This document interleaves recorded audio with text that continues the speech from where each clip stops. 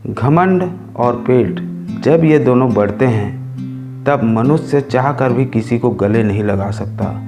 जिस प्रकार नींबू की रस की एक बूंद हजारों लीटर दूध को बर्बाद कर देती है, उसी प्रकार मनुष्य का अहंकार अच्छे से अच्छे संबंधों को बर्बाद कर देती है।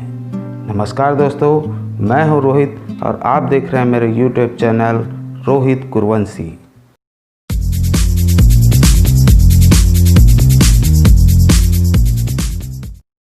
एक चूहे ने हीरा निगल लिया।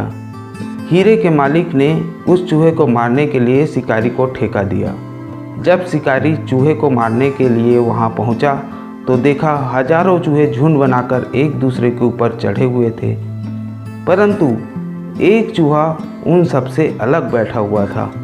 शिकारी ने सीधा उस चूहे को पकड़ा जिसने हीरा निगला हुआ था। अचंभित हीरे के मालिक ने शिकारी से पूछा, हजारों चूहे में तुमने उस चूहे को कैसे पहचाना? शिकारी ने जवाब दिया, बहुत आसान था।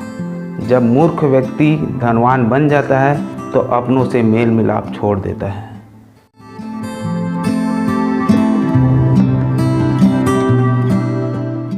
मित्रों, आपको मेरी यह वीडियो कैसा लगा? अगर पसंद आया हो तो लाइक, कमेंट एवं शेयर ज़रूर करें। Thank you.